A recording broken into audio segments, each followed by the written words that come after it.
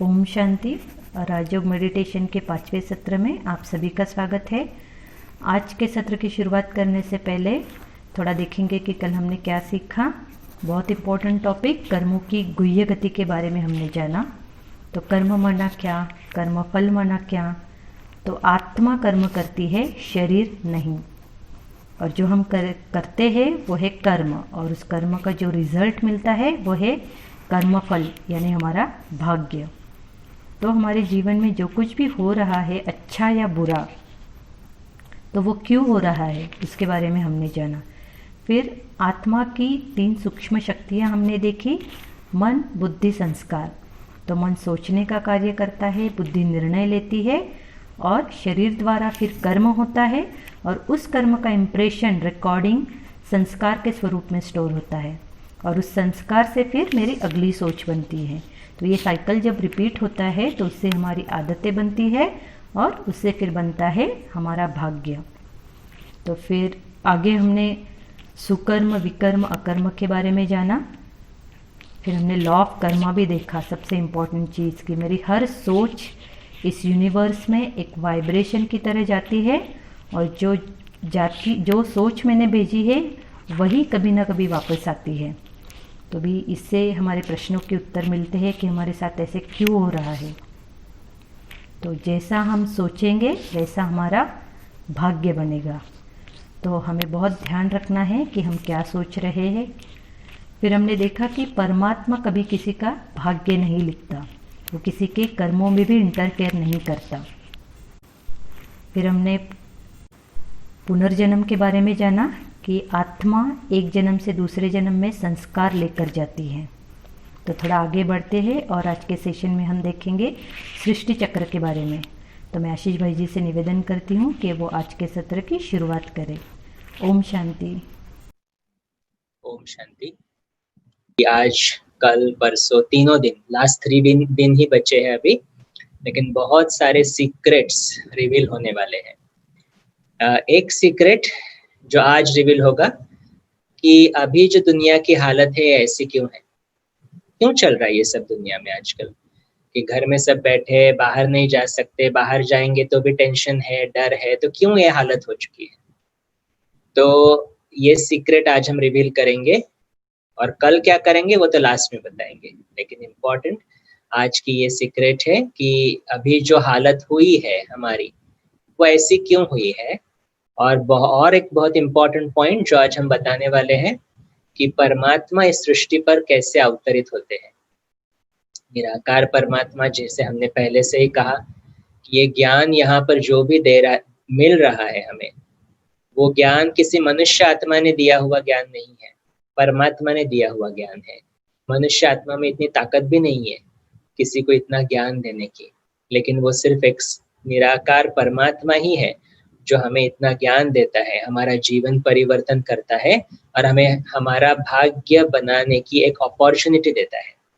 अभी बनाना या नहीं ये मेरा चॉइस हो जाता है। जैसे हमने कल देखा कि जो भी कर्म मैं करूँगा उसका फल मुझे मिलना ही मिलना है।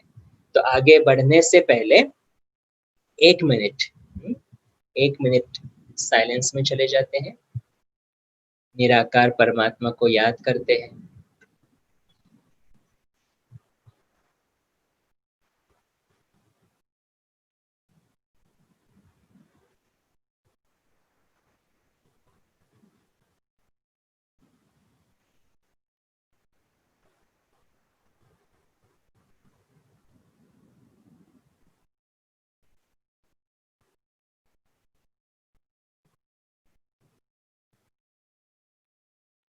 अच्छा, ओम शांति।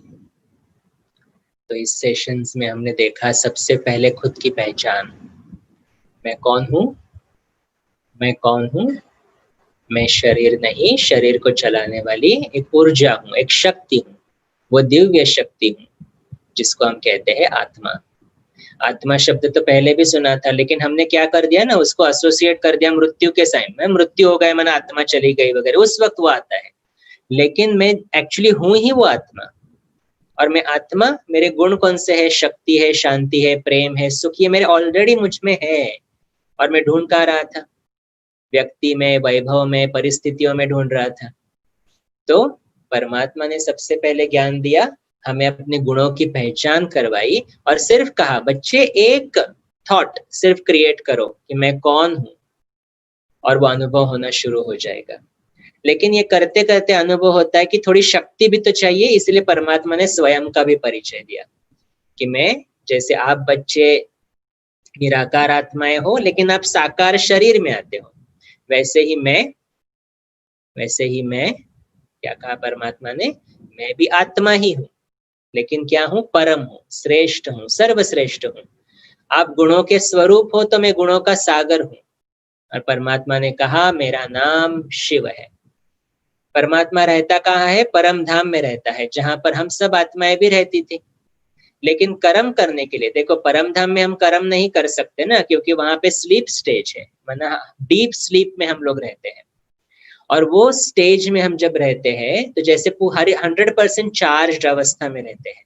लेकिन कितना देर आप सोए हुए रहेंगे ना, जैसे घर में भी देखो, अब बीमार भी हो जाते हो, डॉक्टर ने बोला है बेड रेस्ट, फिर भी क्या लगता है अंदर से, अरे नहीं मुझे काम करना है, मुझे कुछ करना है, क्योंकि आत्मा की इनहेरेंट क्वालिटी है कार्य करना, एक्टिंग करना, एक्टिंग माना रोल प्ले करना, खुद को एक्सप्रेस करना। तो वो परम धाम में तो नहीं हो सकता है, और इसीलिए हम यहाँ पर इस सृष्टि पर आते हैं, शरीर धारण करते हैं और फिर अपना अपना पार्ट बजाना शुरू कर देते हैं। और अभी क्या हुआ है कि देखो हमारे गुण थे, शांति, शक्ति, प्रेम, आनंद, ये सब गुण थे, और अदर विल से ये गुण है, लेकिन उसके ऊपर क्या हो गया है, लेयर्स आ गए हैं, टेंशन, चिंता, क्रोध। देखो जो भी चीज हम देख रहे हैं ना, उसका रिकॉर्डिंग हम कर रहे हैं। जैसे हमने कल देखा, संस्कार माना क्या, एक रिकॉर्डिंग है मुझ आत्मा में। मैंने देखा कि कोई टेंशन कर रहा है तो वो देख देख के मुझे टेंशन आने शुरू हो गया।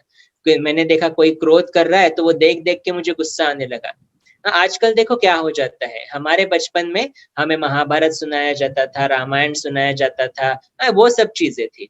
लेकिन आजकल की दुनिया में क्या हो गया है कि छोटे छोटे बच्चे भी गेम्स खेलते हैं, और उसमें भी क्या है, बहुत सारा वायलेंस है। तो अभी इतनी छोटी उम्र में ही वो आत्मा क्या रिकॉर्ड कर रही है, क्या रिकॉर्ड कर रही है, वायलेंस। अब उसका संस्कार क्या बनेगा, प्यार का बनेगा या वायलेंस का बनेगा, शांति का बनेगा या गुस्से का बनेगा। तो ये देखो, ये कितना सारा परिवर्तन इस सृष्टि पे आज आ चुका है कि अभी बचपन से ही ये संस्कार बनना शुरू हो गया है, राइट। तो अभी क्या जरूरत है कि अभी ये जो दुनिया की हालत हो चुकी है, जैसे आजकल तो घर से बाहर निकलना भी थोड़ा मुझे डर लगता है कभी कभी कि कब क्या हो जाए। लेकिन ये हालत क्यों हुई, आगे क्या होने वाला है, बहुत बार ये प्रश्न आता है ना हमें अपनी लाइफ में कि देखो छोटे थे तो क्या था मेरा उद्देश्य, स्कूल में जाना है, पढ़ना है, अच्छे मार्क्स लाने हैं, चलो वो कर लिया, पढ़ लिए, लिख लिए अच्छे। उसके बाद उद्देश्य क्या था, अच्छी जॉब चाहिए, चलो वो भी मिल गया। पैसा कमाना है, चलो वो भी हो गया। शादी करनी है, चलो वो भी हो गया। बच्चे भी हो गए, अभी बच्चों की भी शादी हो गई है। और एक समय जीवन में ऐसा आता है जब हम कहते हैं व्हाट इज नेक्स्ट, आगे क्या होने वाला है। कोई कोई जैसे वर्ल्ड हेल्थ ऑर्गेनाइजेशन ने अनाउंस कर दिया कि अभी इसके साथ जीना सीखो, तो अभी ये कैसे जिएंगे। तो ये बहुत सारे क्वेश्चंस हमारे मन में आते हैं। तो इम्पोर्टेंट चीज क्या है, जब मैं कहता हूं मैं शांत स्वरूप आत्मा हूं, तो यस्टरडे, तो कल भी हमने देखा कि कोई भी क्वेश्चन हमारे मन में नहीं आना चाहिए। तो एक क्वेश्चन को तो हमने आंसर किया, मेरे जीवन में जो कुछ हो रहा है, जो कुछ मैंने एब्सोल्युटली, जो कुछ अच्छा या बुरा, कौन से व्यक्ति से मैं मिलता हूँ, किससे शादी होती है, कैसा बच्चा होता है, मैं कहाँ किस घर में जाता हूँ, सब कुछ मेरे कर्मों का हिसाब किताब है। वो क्वेश्चन को हमने आंसर किया। तो उस क्वेश्चन को आंसर करने से क्या हो जाता है, मन में एक शांति आ जाती है, एक हलचल जो होती थी वो चली जाती है, क्वेश्चंस खत्म हो जाते हैं, क्योंकि अभी रिस्पॉन्सिबिलिटी मेरे ऊपर है। और जब रिस्पॉन्सिबिलिटी मेरे ऊपर है, so I have to change and I will change my fortune. जब मैं बदलूंगा मेरा भाग्य भी बदल जाएगा, संस्कार बदलेंगे तो संसार भी बदल जाएगा। लेकिन यहाँ तक था ये बात कि ये मेरी तरफ है, माना मुझे परिवर्तन होना है। लेकिन फिर भी मैं जब बाहर देखता हूँ तो क्या चल रहा है, झगड़ा चल रहा है, मारामारी चल रही है, कॉन्फ्लिक्ट्स चल रहे हैं, बीमारियां चल रही है। ये सब चल रहा है। तो फिर भी ये क्वेश्चन आता है कि ये बाहर जो चल रहा है वो भी क्यों, और वो भी अशांति पैदा करता है। तो आज हम उसका आंसर हम आज उसका आंसर देने की कोशिश करेंगे। तो जो कुछ दुनिया में चल रहा है वो जानने के लिए हमें समय को जानना बहुत इंपॉर्टेंट है। तो आजकल की दुनिया में अगर देखो, पहले पहले 70 साल तक मैरिजेस टिकती थी, आज 70 दिन में भी अलग अलग हो जाते हैं। पहले पहले बच्चे एंजॉय करते थे, आज छोटे छोटे बच्चों को भी डिप्रेशन है, डायबिटीज है।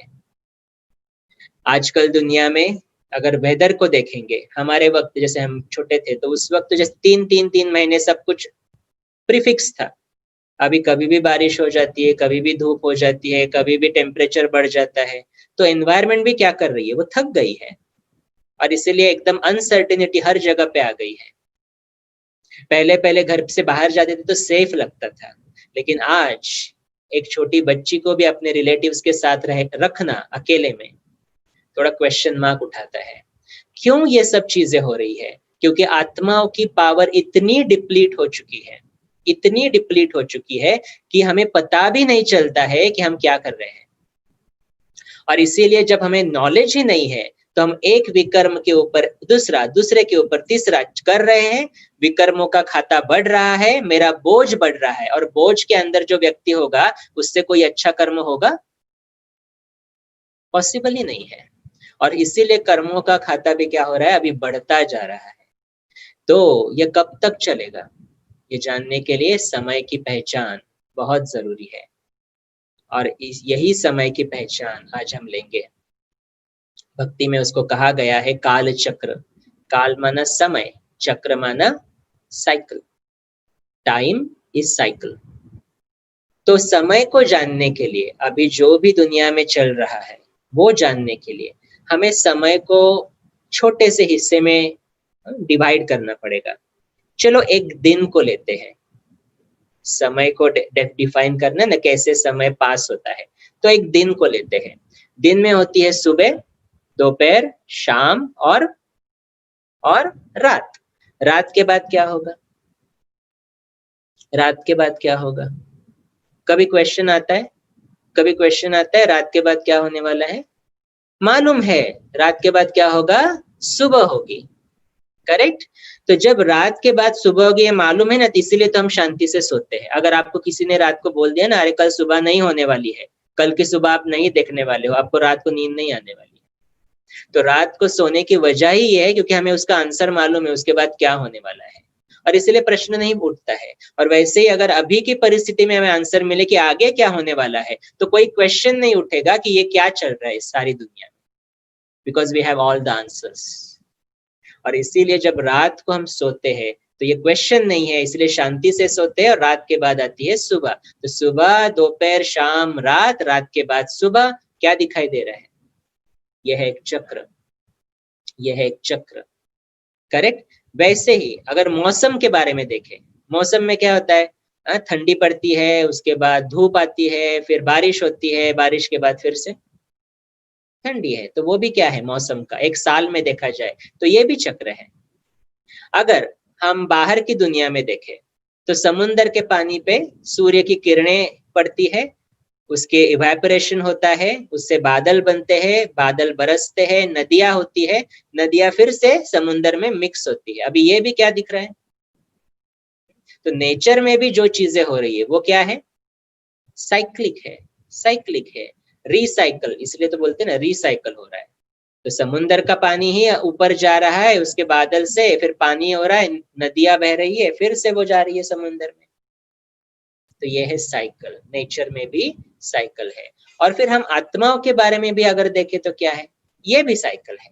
देखो, आत्मा भी अलग अलग स्वरूप में, आत्मा भी अलग अलग स्टेजेस में चली जाती है। जैसे मैं आत्मा छोटा बच्चा हूँ, फिर युवा हो जाता हूँ, फिर गृहस्थ आश्रम में जाता हूँ, फिर बूढ़ा हो जाता हूँ, और बूढ़े के बाद कल हमने देखा हमारा पुनर्जन्म हमेशा कैसे होगा? बूढ़े के बाद, बूढ़े के बाद फिर से बच्चा बन जाता हूँ, है ना? तो इसलिए ये भी क्या है हमारी? ये भी हमारी साइकिल है, जीवन की साइकिल है। तो समय को जानने के लिए ये चक्र को जानना बहुत इंपॉर्टेंट है कि everything that happens in the world is cyclic. जो भी इस सृष्टि में चल रहा है वो चक्र के समान है, और इसीलिए हम उसको कहते हैं काल चक्र, समय का एक चक्र है। और वैसे ही इस सृष्टि में जो भी चीजें हो रही है वो भी चक्र के समान है। जैसे एक घर है, आप नया घर बनवाते हो या पुराना घर बनवाते हो? कैसा घर बनवाते हो आप लोग? नया बनवाते हो पुराने? हमेशा नया बनता है, लेकिन नेचर का लॉ क्या है? धीरे धीरे धीरे वो पुराना हो जाता है। घर क्या हो जाता है? धीरे धीरे पुराना हो जाता है। और फिर पुराना हो जाए, अनयूजेबल हो जाए तो क्या करेंगे? फिर से उसको डिमोलिश करेंगे, नया घर बनाएंगे। अभी रीडेवलपमेंट चल रहा है ना, बहुत जगह पे रीडेवलपमेंट चल रहा है। तो सृष्टि का भी यही हाल होता है। एक जमाना था, एक समय था जब सृष्टि बहुत परफेक्ट थी, एकदम जैसे कि नई नई ब्रांड न्यू थी। लेकिन समय बदला, सृष्टि परिवर्तन हो गई, सृष्टि पुरानी हो गई, और अभी हम उस हालत में है जब सृष्टि अनयूजेबल हो गई है। तो अभी फिर क्या करना पड़ेगा? साइक्लिक है ना, सब कुछ साइक्लिक है ना, और इसीलिए क्या करना पड़ेगा? अभी सृष्टि को भी परिवर्तन करना पड़ेगा। तो सृष्टि कौन से स्टेजेस में जाती है वो भी हम देखेंगे। लेकिन साइकिल की एक बहुत बड़ी विशेषता है। अगर स्ट्रेट लाइन हम डाले तो हमें पता पड़ता है कि ये स्टार्ट है और ये उसका एंड है।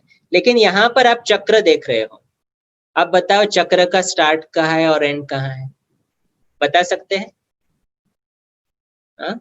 कोई बता सकता है चक्र का स्टार्ट कहाँ है और एंड कहाँ है? यही चक्र की विशेषता है कि उसका ना आदि है ना अंत है।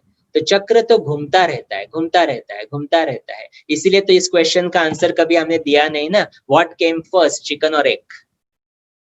मुर्गी पहले आई या अंडा पहले आया? क्योंकि ये चक्र है, उसका ना आदि है ना अंत है, ये सिर्फ घूमता रहता है। और यही समय के साथ भी होता है, समय भी चलता रहता है, चलता रहता है। इसका ना कभी आदि है और ना इसका कभी अंत होगा। तो ये सृष्टि भी वैसे ही है। सृष्टि में भी क्या हो जाता है? सृष्टि का भी पहले सृष्टि का भी कभी आदि नहीं था और ना ही कभी अंत होगा। लेकिन एक रेफरेंस पॉइंट हम ले सकते हैं। तो सृष्टि में भी वही हाल चलता है कि जैसे चक्र है, तो चक्र का ना आदि है ना अंत है, और इसीलिए हम जान नहीं सकते हैं कि वो कब शुरू हुआ और कब खत्म हुआ। उसका कोई आंसर ही नहीं है, जान नहीं सकते से ज्यादा उसका कोई आंसर ही नहीं है। लेकिन एक रेफरेंस पॉइंट ले सकते हैं। रेफरेंस पॉइंट कब लेंगे?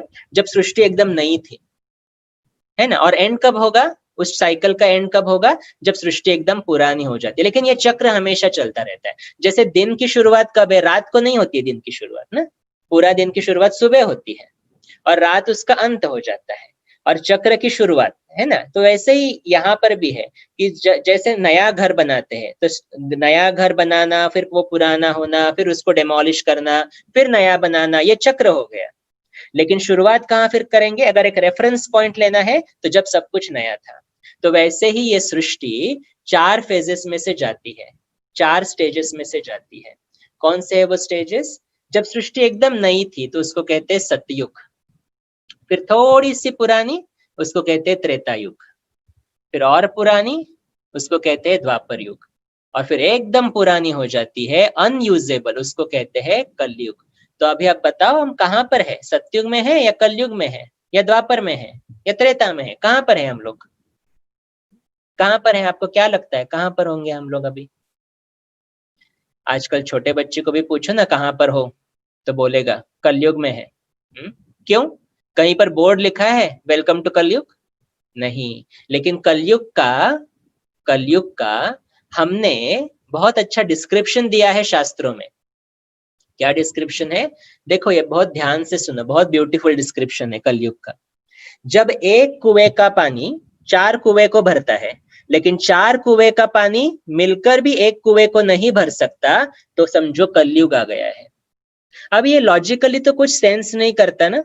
कि एक कुएं का पानी 4 को भरेगा तो 4 का तो डेफिनेटली मिलके एक को भरेगा ना। लेकिन उसका अर्थ क्या है? उसका अर्थ है एक माँ बाप 4 बच्चे को संभालेंगे, लेकिन 4 बच्चे भी मिलकर जब माँ बाप को नहीं संभाल सकते तो समझो कलयुग आ गया। कलयुग का और एक वर्णन है कि फूड जब पैकेट्स में डिलीवर होगा। अभी तो वो सब जगह पे हो गया ना, छोटे छोटे पैकेट्स मिलते हैं सब जगह पे, और इतना महंगाई। पहले तो अनाज कितना सस्ता होता था, इवन 70s में 80s में अनाज कितना सस्ता था आज से कंपेयर किया तो अभी सो लक्षण बाहर देख रहे हैं कि जहाँ पे मनुष्य आत्मा तो कभी कभी जानवर से भी बदतर व्यवहार कर रही है। तो ये जो लक्षण हम अभी बाहर देख रहे हैं दुनिया में, उससे समझ में आता है कि यह कलयुग है। और कलयुग भी नहीं कहेंगे, इसको कहते हैं घोर कलयुग। तो अगर ये सृष्टि का चक्र है, अगर ये सृष्टि का चक्र है, तो अभी कलयुग के बाद क्या आने वाला होगा? फिर चक्र को देख रहे हो ना सामने, कलयुग के बाद क्या आने वाला होगा? फिर से सतयुग आने वाला है, और कुछ नहीं है। कलयुग के बाद फिर से सतयुग आने वाला है, लेकिन उसके लक्षण दिख रहे हैं सब जगह पे। सतयुग है एकदम पवित्र ब्यूटीफुल दुनिया, कलयुग अभी जो है वो हम तो देख रहे हैं बाहर की दुनिया में। अभी लग रहा है ऐसा आएगा सतयुग, लेकिन ये ट्रुथ है, सतयुग आने वाला है।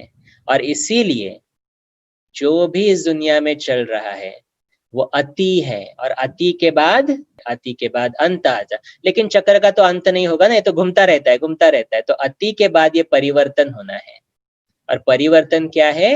ये कलयुग परिवर्तित हो सतयुग में जाना है। लेकिन ये परिवर्तन जो होगा वो हमारे बस की बात नहीं है, मनुष्यों के बस की बात नहीं है, ये हम आत्माओं के बस की बात नहीं है। इसीलिए परमात्मा को इंटरवीन करना पड़ता है, इस सृष्टि पर आना पड़ता है, और हमें आगे बढ़ने के लिए तैयार करना पड़ता है। क्योंकि ऊपर बैठ के वो कुछ नहीं कर सकता है, ऊपर बैठ के परम धाम में तो थॉट भी नहीं क्रिएट कर सकते हैं। और इसीलिए उसका अवतरण इस अंतिम समय पर आता है, जिसके लिए हमने गायन किया है कि यदा यदा ही धर्मस्य, जब जब धर्म की ग्लानि हो। धर्म माना क्या? धर्म माना वो हिंदू मुस्लिम क्रिश्चियन वो धर्म नहीं है। धर्म माना जब मनुष्य आत्मा अपनी धारणाओं को भूल जाए, उसकी ग्लानि करना शुरू कर दे, तब मुझे इस सृष्टि पर अवतरित होना पड़ता है। अब मनुष्य आत्मा का स्वधर्म है शांति, सुख, प्रेम। अब मैं खुद उसको भूल चुका हूं, दूसरों की तरफ मांग रहा हूं, तो ये क्या हो गया? जो मेरे पास है खजाने में वो तो मालूम ही नहीं, और मैं दूसरे से मांग रहा हूं, और अगर वो नहीं दे रहा है तो मैं उसके साथ और झगड़ा कर रहा हूं। तो ये है मनुष्य धर्म की ग्लानि। तब परमात्मा का अवतरण इस सृष्टि पर होता है। तो ये इसी को कहते हैं वर्ल्ड ड्रामा साइकिल, या कहते हैं सृष्टि चक्र। सृष्टि का परिवर्तन कैसे होता है, कितनी सुंदर वो सृष्टि होती है, और अभी क्या हो चुकी है, और अभी वापस क्या होने वाली है, ये ज्ञान आना, इसको कहते हैं सृष्टि चक्र। अभी ये सृष्टि चक्र पे जैसे एक ड्रामा होता है, वर्ल्ड ड्रामा ना, नाटक है। तो नाटक में क्या होता है? एक्टर्स आते हैं स्टेज पर, सब बैक स्टेज रहते हैं पहले एक्टर्स, फिर धीरे धीरे धीरे स्टेज पर आते हैं, एक्टिंग करते हैं। और जब वो ड्रामा, वो नाटक खत्म होने वाला होता है, तो सभी एक्टर्स स्टेज पर होते हैं, जिसको बोलते हैं ग्रैंड फिनाली। और फिर ड्रामा खत्म होता है और अगला शो शुरू हो जाता है। और फिर अगले शो में सेम नाटक है ना, तो अगले शो में जैसे पहले हुआ एग्जैक्टली वैसे ही होगा। अगर आप कोई भी पिक्चर ले लो, मूवी ले लो, एक बार नहीं 10 बार वही मूवी देख लो, 5 मिनट के बाद जो सीन हुआ था वही फिर 5 मिनट के बाद होने वाला है। Not a single difference, recorded है। करेक्ट? तो वैसे ही तो वो मूवी तो रहती है 2 घंटे की, 3 घंटे की, वो नाटक रहता है 3 घंटे का, लेट्स से। लेकिन ये जो पूरा नाटक है ये बहुत सालों का नाटक है, 5000 वर्षों का नाटक है। और इस नाटक में एक्टिंग करने वाले कौन है? इस नाटक में एक्टिंग कौन कर रहा है? देखो ये हमारी स्टोरी है, तो इस नाटक में एक्टिंग करने वाले हैं हम आत्माएं। हम आत्माएं हैं इस नाटक में एक्टिंग करने वाले। अभी हम एक्टिंग कैसे कैसे करते हैं? एक्टिंग करने के लिए क्या चाहिए? जब हम एक्टिंग करने के लिए बैक स्टेज से फ्रंट स्टेज पर आते हैं, तो हमारी एक कॉस्ट्यूम रहती है ना, तो जो जो जैसे कोई राजा का होगा तो वो मुकुट लेके आएगा और वो जो भी उसका अटायर है वो पहन के आएगा। तो वैसे ही हम आत्माएं बैक स्टेज रहती है और फिर यहाँ पर आती है तो हम ये शरीर रूपी कॉस्ट्यूम धारण करती है। और फिर अलग अलग रोल्स है, माँ का है रोल, बेटी का रोल है, पति का रोल है, भाई का रोल है, ये रोल्स हम प्ले करते हैं। तो ड्रामा, ये जो हमारा वर्ल्ड साइकिल ड्रामा है, जो ये सृष्टि चक्र है, ये जो नाटक है, कैसे सृष्टि नई थी फिर पुरानी हुई और अभी पुरानी से नई होने वाली है, ये जानने के लिए सबसे पहले ये 3 चीजें जानना बहुत इंपॉर्टेंट है कि इस सृष्टि पर एक्टिंग करने वाले हम आत्माएं हैं। तो ये हमारी स्टोरी है। तो सभी एकदम अटेंशन में बैठ जाओ, अभी हम हमारी स्टोरी सुन रहे हैं। तो एक्टर्स कौन है? हम आत्माएं हैं। फिर इस नाटक का एक रूल है कि एक बार हम बैक स्टेज से फ्रंट स्टेज पर आए तो जब तक ये नाटक खत्म नहीं होता हम वापस नहीं जा सकते बैक स्टेज। देखो वो लोकल जो नाटक रहते हैं ना 2-3 घंटे के, वहां पे कपड़े बदलने हैं तो स्टेज के पीछे जाते हैं, करेक्ट करेक्ट, या क्योंकि स्टेज पर तो ऐसा नहीं कर सकते, तो इसीलिए। लेकिन यहाँ पर क्या है, हमारा कपड़ा क्या है? शरीर, करेक्ट। और इसीलिए जब हम आत्माएं यहाँ पर आती है तो इसी स्टेज पर, यहाँ माना इस पृथ्वी पर, इसी स्टेज पर हम शरीर के बाद शरीर बदलते जाते हैं। जैसे हमने कल देखा पुनर्जन्म होता जाता है, तो कॉस्ट्यूम्स चेंज हो जाते हैं। और जब तक ये शो खत्म ना हो, माना कलयुग का एकदम अंत ना आ जाए, तब तक हम वापस बैक स्टेज नहीं जा सकते। और एक रूल क्या है इसका? शरीर में जब मैं आत्मा प्रवेश करती हूँ तो नेचर्स लॉ है कि जब भी मैं शरीर में प्रवेश, मैंने बैटरी कैमरा में चली गई और कैमरा यूज होना शुरू हो गया, तो ये सिंपल साइंस का law, law of thermodynamics, law of entropy क्या कहता है? यूज करने के बाद वो डिस्चार्ज होना शुरू हो जाता है, उसको कोई रोक नहीं सकता है। इट्स अ नेचर्स लॉ, कोई नहीं रोक सकता है इसको। तो ये 3 रूल्स एक बार फिर से रिवाइज करते हैं, फिर हम अपनी स्टोरी देखते हैं कैसे हम नीचे आते हैं। तो ड्रामा में हम आत्माएं सब एक्टर्स है। पहला कॉस्ट्यूम, मेरा कॉस्ट्यूम कौन सा पहना है? शरीर का। किसी ने मेल का पहना है, कभी किसी ने फीमेल का पहना है। एक बार स्टेज पर आए तो जब तक ये शो खत्म ना हो हम वापस नहीं जा सकते। और फिर शरीर में आने के बाद आत्मा का डिस्चार्ज होना शुरू होता है, उसको कोई रोक नहीं सकता है। ठीक है, अभी हम अपनी स्टोरी को शुरू कर देते हैं। तो हम आत्माएं जो एक्टर्स है, ये शो शुरू होने से पहले हमारा बैक स्टेज कौन सा था? जैसे चित्र में दिखाया है, बैक स्टेज कौन सा होगा? हम आत्माएं कहाँ रहती है ओरिजिनली? ओरिजिनली हम रहती है परम धाम में, जहां अभी भी शिव बाबा रहता है। तो हम आत्माएं वहां पर ही है। देखो ये क्लोज सिस्टम है, क्योंकि आत्मा क्रिएट नहीं होती और डिस्ट्रॉय नहीं होती ना, उसका जन्म नहीं होता और कभी मृत्यु भी नहीं होती है। इसीलिए फिक्स नंबर ऑफ आत्माएं है। पॉपुलेशन एक्सपोनेंशियली ऐसा चलता नहीं जाएगा, कहीं ना कहीं वो स्टॉप होगा, वो तो होना ही है। ओके, लेकिन हम आत्माएं परमात्मा के साथ परम धाम में रहती थी, और परम धाम में हम एकदम चार्ज रहती है, एकदम 100% चार्ज।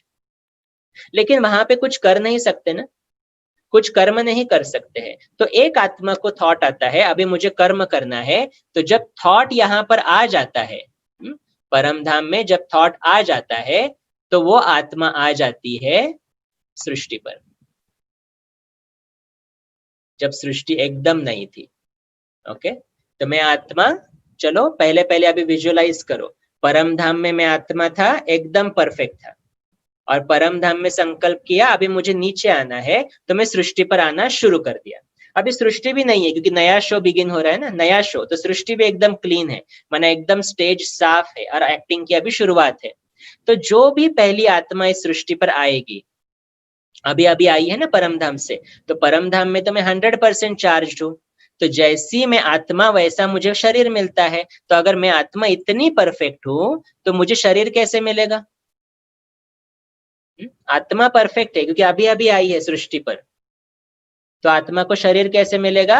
100% परफेक्ट। कहीं हाथ में दर्द नहीं, कहीं सर में दर्द नहीं, कुछ नहीं, तो वहां डॉक्टर की जरूरत पड़ेगी? बीमारी ही नहीं है ना। फर्स्ट एक्ट में है हम नाटक के, बीमारी ही नहीं है। तो जब मैं आत्मा परम धाम से सृष्टि पर आती हूँ, तो मैं परफेक्ट होने के कारण मेरा शरीर भी परफेक्ट है, और इसीलिए वहां बीमारी नहीं है, तो डॉक्टर की जरूरत नहीं है वहां पे। वहां पे जो भी आत्माएं आएगी, चलो 2-3 आत्माएं और आ गई नीचे, अभी सभी आत्माएं जो नीचे आ रही है वो 100% चार्ज्ड है, सभी गुणों से भरपूर है, तो उनका आपस में इंटरैक्शन कैसे रहेगा? कितना प्यार से एक दूसरे से बातें करेंगे, कितना स्नेह से व्यवहार करेंगे, वहां पे झगड़ा हो सकता है? हाँ देखो, हर एक आत्मा ऊपर से आ रही है सृष्टि पर, तो झगड़ा होगा क्योंकि हर एक चार्ज है। वहां पर व्यवहार भी एकदम परफेक्ट है, और इसीलिए वहां पर लॉयर्स की भी जरूरत नहीं है, क्योंकि कोई झगड़ा नहीं है। वहां पर कोई चोरी भी नहीं करेगा क्योंकि आत्मा भरपूर है। अभी चोरी क्यों करते हैं हम लोग यहाँ पर? क्योंकि जब मेरा मन खाली हो जाता है, दूसरे की तरफ की चीज मुझे ज्यादा अट्रैक्ट करती कि मुझे भी वो चाहिए, तो आजकल चोरी हो जाती है। लेकिन यहाँ पर आने वाली आत्मा सभी अभी अभी नींद से जागी है ना, तो 100% चार्ज है, और इसलिए यहाँ पर आने वाली आत्माओं को वो संकल्प भी नहीं आएगा, वो संपन्न है, समृद्ध है, और इसलिए वहां पे पुलिस भी नहीं रहेगा, वकील भी नहीं रहेगा। तो ये इतनी ब्यूटीफुल दुनिया है। एक्ट 1 ऑफ दिस ड्रामा जो है वो इतना ब्यूटीफुल है, इतना प्योर है, जहां पर सिर्फ खुशी ही खुशी है, दुख का नाम निशान नहीं। तो आज तक देखो, अगर हम कहीं वेकेशन पर जाए, वहां पे ब्यूटीफुल सीनरी है, बहुत अच्छी रूम है, सब कुछ रूम सर्विस है, खिड़की खोलो तो एकदम सुंदर व्यूज है, तो हम इमीडिएटली मुख से क्या बोलते हैं? ये जगह इतनी सुंदर है जैसे कि स्वर्ग। तो ये वही दुनिया है इस सृष्टि पर जब थी, पार्ट 1 जब एकदम परफेक्ट थी, एकदम सुंदर थी।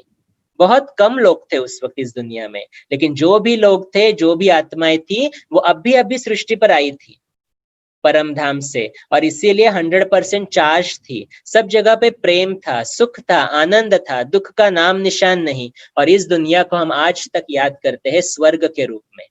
किसी ने कहा ये सत्ययुग है। सत्ययुग का अर्थ, युग माना समय, सत्ययुग का अर्थ है सत्यता का युग, जहां पे झूठ ही नहीं है, झूठ का नाम निशान ही नहीं है। आजकल झूठ क्यों बोलते हैं? डरते हैं, भय है, इसलिए छुपाने के लिए झूठ बोलते हैं। लेकिन यहाँ पे आने वाली सभी आत्माएं जब इतनी पावरफुल रहेगी, इतनी प्योर रहेगी, इतनी स्नेह से संपन्न रहेगी कि झूठ बोलने का नाम निशान ही नहीं है। और इसीलिए कहते हैं इसको सत्ययुग, या किसी धर्म में इसको कहते हैं सचखंड, किसी में कहते हैं इसको स्वर्ग, किसी में इसको कहते हैं पैराडाइस, कभी कहते हैं उसको गार्डन ऑफ अल्लाह, अल्लाह का बहिश्त। तो ये वो दुनिया इस सृष्टि पर थी जब हर एक आत्मा जो परम धाम से अभी आई थी 100% चार्ज थी। तो वो खुद भी संपन्न थी, और उसके आजू बाजू जो व्यक्ति थे वो भी संपन्न थे। और ये था वो सतयुग, वो सुनहरा युग जिसका गायन अभी तक है कि वो स्वर्ग, पैराडाइस। और यहाँ पर क्या होता है, जो भी आत्मा ऊपर से आ रही है ना, अभी शरीर लिया है, तो 100% वो सोल कॉन्शियस है। जैसे देखो, एक अंगूठी है, हम अंगूठी लेते हैं, ज्वेलर्स के पास जाते हैं, तो जब पहले दिन अंगूठी पहनेंगे तो कितना समझ में आएगा ना, अरे मैं अलग हूँ, अंगूठी पहनी है, तो बार देखेंगे पहले कुछ दिन। लेकिन धीरे धीरे क्या हो जाता है, वो यूज्ड टू हो जाते हैं। तो अभी आत्माएं परम धाम से सतयुग में आई है, और इसीलिए क्या है, उनको मालूम है मैं आत्मा हूं, और ये मैंने शरीर सिर्फ धारण किया हुआ है। और इसीलिए वहां पर सोल कॉन्शियसनेस है। सोल कॉन्शियसनेस माना मैं खुद को भी आत्मा समझ के चल रहा हूं, अपने गुणों को देख रहा हूं, और दूसरे के भी गुण ही देख रहा हूं। तो जहां पे अवगुणों का नाम निशान ही नहीं है, वो दुनिया कैसे होगी? 100% परफेक्ट, सुख की दुनिया, सुखधाम जिसको कह सकते हैं। तो ये वो दुनिया थी जब आत्माएं पहले इस सृष्टि पर आना शुरू कर दी थी। ये वो दुनिया थी। और यहाँ पर जब आत्माएं आती है, तो अभी परम धाम से आई है ना, तो वो आत्माओं में दिव्य गुण बहुत रहते हैं, जिसको हम कहते हैं दिव्य गुणों की आत्मा, या दिव्यात्मा, या फिर कहते हैं देवी देवता। आज तक गायन था देवी देवता कहीं आसमान में है, नहीं, देवी देवता इसी सृष्टि पर होकर गए हैं। लेकिन क्या हुआ, तीसरा रूल क्या है, एक बार हम शरीर में आए तो क्या हो जाएगा, डिस्चार्ज होना शुरू हो जाएगा। भले उस वक्त सृष्टि बहुत पवित्र थी, भले उस वक्त आजू बाजू के जो भी मेरे रिलेटिव्स रहेंगे वो सभी देवी देवता रहेंगे, क्योंकि अभी आए हैं सब सृष्टि पर। और इसीलिए इतने परफेक्ट है। लेकिन कर्म तो करना शुरू हो गया ना, इसीलिए डिस्चार्ज भी हमारा धीरे धीरे शुरू हो जाता है। और दूसरा रूल क्या था ड्रामा का, एक बार इस सृष्टि पर आए तो हम वापस नहीं जा सकते। तो यहाँ पर क्या होना शुरू हो गया, एक जन्म लिया, छोड़ा शरीर, दूसरा लिया, छोड़ा। अभी क्या हो रहा है, ये जो आत्माएं थी ये तो यहीं पर है, और ऊपर से और आत्माएं आना शुरू हो जाती है, कभी यहाँ आती है कभी यहाँ आती है। तो अभी पॉपुलेशन क्या हो गया, पॉपुलेशन क्या हो गया, जो एग्जिस्टिंग आत्माएं थी वो तो है ही, शरीर बदल रही है, और ऊपर से और आत्माएं आना शुरू हो गई है। तो अभी पॉपुलेशन धीरे धीरे सृष्टि का बदलता गया, और सृष्टि भी धीरे धीरे क्या हो गई, परिवर्तन, माना थोड़ी सी पुरानी हो गई। जितनी डे 1 पे ब्रांड न्यू थी, अभी क्या हो गया, 1250 वर्ष बीत गए तो क्या हो जाएगा, जैसे डे 1 पे मैं जब घर में आता हूँ नए घर में, तो ब्रांड न्यू है, 6 महीने के बाद थोड़ा सा तो पुराना हो गया ना, वैसे ही सृष्टि का हालत होता है। तो सतयुग में 1250 वर्ष हम रहते हैं, और फिर वो जो आत्माएं वहां पे रहती है, वो दिव्य आत्मा अभी अभी आई है, उनको कहते हैं देवी देवता। और फिर धीरे धीरे सृष्टि परिवर्तन होती है, ये आत्माएं भी यहाँ पर शरीर छोड़ती है, और फिर ऊपर से भी आत्माएं आ रही है, तो पॉपुलेशन बढ़ती है और सृष्टि भी पुरानी हो जाती है। तो उसको फिर कहते हैं त्रेता युग। त्रेता का अर्थ है 3/4 रिमेनिंग। देखो त्रेता से अगर देखेंगे तो ये 3/4 साइकिल है ना, जितना भी बचा है। ओके, तो ये 3/4 रिमेनिंग। तो त्रेता युग जो ये है, वहां पर भी अभी भी बहुत सुख है, बहुत सुंदरता है, बहुत पवित्रता है, सबके साथ मिलजुल के रहना है, सबके साथ स्नेह से व्यवहार है, पवित्र दृष्टि है। लेकिन डिफरेंस क्या है, जितना सतयुग में वो पावरफुल था, जितना सतयुग में वो परफेक्ट था, उससे थोड़ा सा कहेंगे कम हो गया। जैसे यहाँ पर अगर आत्मा की बैटरी सतयुग में 100% चार्ज रहेगी, तो त्रेता में कहेंगे अराउंड 95% चार्ज रहेगी, लेकिन फिर भी तो चार्ज है ना, फिर भी तो चार्ज है। और क्या हो रहा है अभी, यहाँ पर भी आत्माएं आ रही है, ऊपर से भी अभी आत्माएं आ रही है, और यहाँ पर जो आत्माएं है स्टेज पर, वो भी जन्म यहाँ पर ही ले रही है। और ऐसे करते करते करते सृष्टि चक्र में हम इस पॉइंट पर पहुंच जाते हैं, जो है त्रेता का अंत, जब पॉपुलेशन हो जाती है सृष्टि पर 33 करोड़। जब सतयुग की शुरुआत हो जाती है तो पॉपुलेशन है 9 लाख। देखो पॉपुलेशन है सिर्फ 9 लाख, लेकिन त्रेता के अंत तक पॉपुलेशन हो जाती है 33 करोड़। और वो सभी आत्माएं जो इस सृष्टि पर रहती है 33 करोड़, वो सब दिव्य गुणों से भरपूर आत्माएं हैं। और इसीलिए गायन क्या है, कितने देवी देवता थे, 33 करोड़। सबके नाम मालूम है, किसी किसी के ही नाम मालूम है, राधा कृष्ण मालूम है, लक्ष्मी नारायण मालूम है, राम सीता मालूम है, तो कोई कोई नाम मालूम है हमको। लेकिन इंपॉर्टेंट क्या है कि वो 33 करोड़ देवी देवता का अर्थ है कि सृष्टि पर एक समय ऐसा था, जिसको सतयुग और त्रेता को कंबाइन करेंगे, तो उस वक्त की पॉपुलेशन इस सृष्टि की थी 33 करोड़। लेकिन अभी ड्रामा में बहुत बड़ा चेंज आता है। क्या हो गया अभी देखो, 1250 वर्ष सतयुग के बिताए, 1250 वर्ष त्रेता युग की बिताए, अभी कितना समय बीत गया, 2500 वर्ष। अभी 2500 वर्ष में तो सृष्टि थोड़ी पुरानी हो जाएगी ना, अभी इतनी नहीं है, लेकिन फिर भी पुरानी तो होगी ना। डे 1 पे जो है उससे कंपेयर किया तो सृष्टि तो पुरानी हो गई है, करेक्ट। तो अभी आ गया त्रेता युग। तो त्रेता युग में भी त्रेता के अंत में पॉपुलेशन हो गई 33 करोड़। लेकिन जिस आत्मा ने यहाँ पर पहला शरीर लिया होगा सतयुग के स्टार्ट में, करेक्ट, यहाँ पर पहला शरीर लिया होगा, उसने क्या किया, शरीर छोड़ा लिया, ऐसे करते करते कितने सारे जन्म त्रेता के अंत तक लिए। तो अभी क्या हो जाता है, अभी गड़बड़ हो जाती है। इतना शरीर ले रहा है ना, तो जैसे अंगूठी बार बार पहनने से क्या हो जाता है, हम भूल जाते हैं ना हमने पहनी है, वैसे ही आत्मा शरीर बार बार लेती है। हर कर्म करते करते खुद को शरीर का यूज कर रही है। तो एक समय सृष्टि में ऐसा आता है जब हम अपने को शरीर ही मानना शुरू कर देते हैं।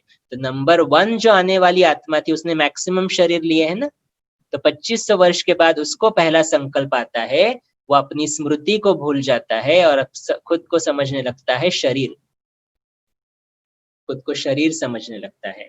और जब मैं खुद को शरीर समझता हूँ तो क्या हो गया, देखो जब मैं आत्मा समझता था, मैं आत्मा के गुण देख रहा था एक दूसरे के साथ, मुझ में भी शांति है, आप में भी शांति है, तो हमारा व्यवहार शांति से था। लेकिन जब मैंने शरीर को अपने को शरीर माना, तो मैंने आपको भी शरीर मानना शुरू कर दिया, और शरीर मानेंगे तो डिफरेंसेस आना शुरू हो गया, ये पुरुष है, ये स्त्री है, शुरू हो गया, ये इसके पास ज्यादा वेल्थ है, मेरे पास कम वेल्थ है, वो शुरू हो गया।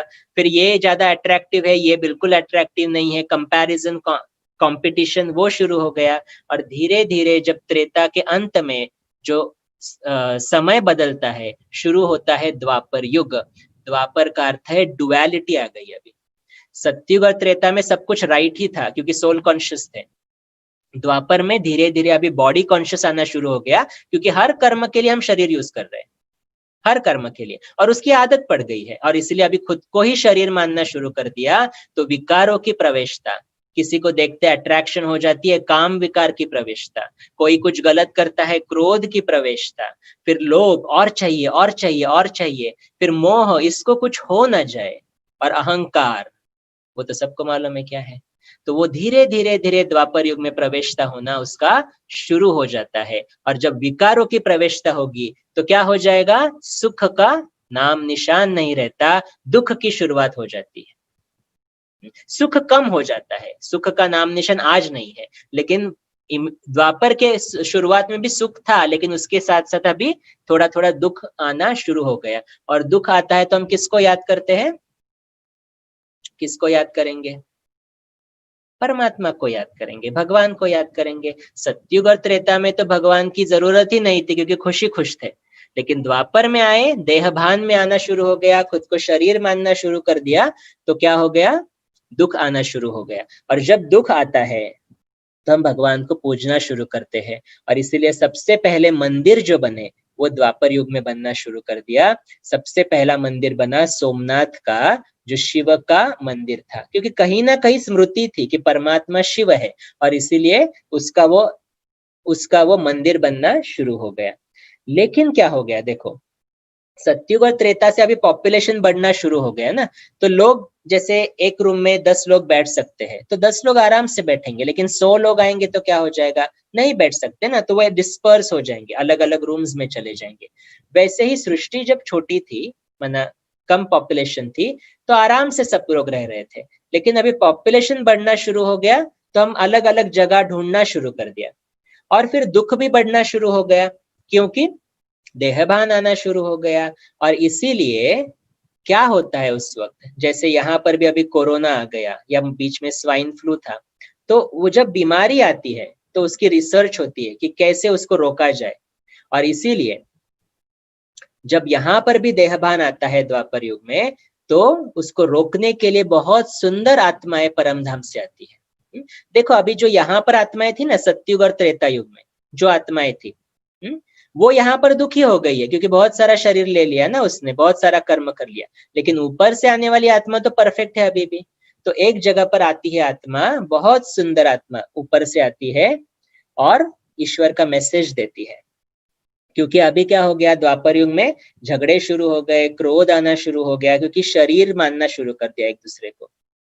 और उसको रोकने के लिए एक ऊपर से आत्मा आती है, इब्राहिम, और धर्म की स्थापना होती है इस्लाम।